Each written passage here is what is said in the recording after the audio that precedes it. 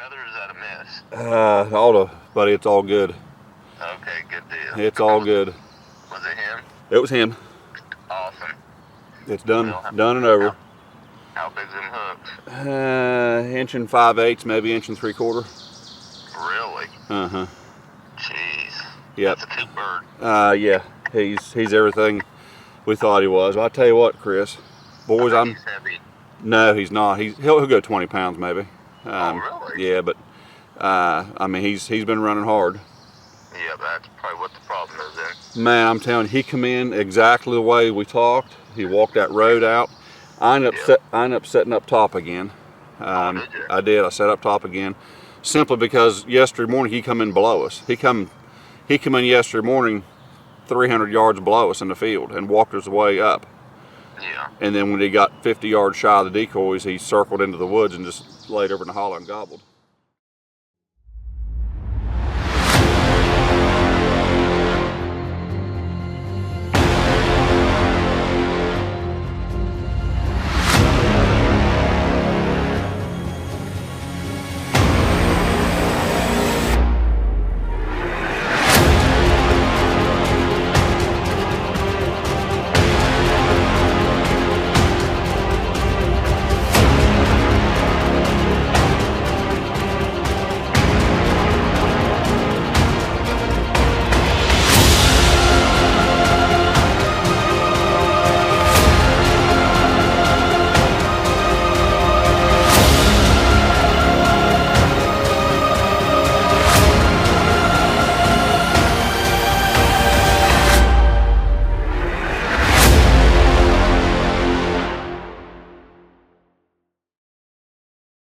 Well, good morning, turkey killers. It is 4:45 a.m. and it is a wet 4:45 a.m. As you can see here, we're looking at a lot of rain on the windshield this morning, and quite frankly, it was a little challenging getting out of bed. Several days in a row, getting up early, and quite frankly, my hind end is dragging. And combine that with a lot of rain overnight, and the motivation just quite isn't there to finish up the season. But we're gonna keep pushing on. We're looking at the radar right now as we speak, and it's wet. We're gonna show it to you right here. Look at the radar here on the phone, and it is quite a bit of precipitation. Now, fortunately, the radar is showing it. It's gonna be moving out here shortly, but in the meantime, it's wet. And lots of it. I'm pursue a bird this morning that has really given me the slip the first week here of season, and the only way I can describe him, he's either very lucky or he's very good, and I'm not sure which one it is yet. But we call him the Interstate Bird. He roosts out along the interstate. It's a very noisy environment, a lot of highway traffic. But encounter with him there the second day of season, he come right in on top of me. Had a little bit of a rise, a little bit of elevation between me and the decoys, and he got in on top of me really tight, and got spooked before I could get the beat on him. And then had another encounter with him. I changed my setup the next day, and I don't even think it was on film, but in basically the same area. He's roosting out along this ridge towards the interstate, and then he works his way into this field type setting with his hens. And that second approach, the next day, he was 45 yards, never would commit to the decoys, and I would have shot him, but there's too much brush between he and I basically could see a fan and a little bit of a head bebopping through the broom sage. And so that was swing and a miss number 2. And then yesterday he entered the field at a different location by himself this time, and worked him from a distance of probably 300 yards. He gobbled good. Once he entered the field, he saw the decoy come to us. Once he entered a low gap, he veered off to the side, exited the field, and then just stayed in the timber and gobbled, and eventually left. So either he's very sharp or he's just very lucky. But we're going to change our setup again just as we get there. The rain's supposed to die down. The landowner called me last night. He watched him from the back deck of the house. Watched him go to roost last night with 2 or 3 different hens. Basically same old song and dance. He went into Far Ridge out along the interstate, so we're going to have to assume he's going to do the same thing he has been doing, especially with the rain. You know, we all know how they like these fields. When the rain comes in, you know, they can see and hear a little better in the field type settings as opposed to in the timber. So I would have to think that the scenario is on our side this morning. Eventually he's going to mess up,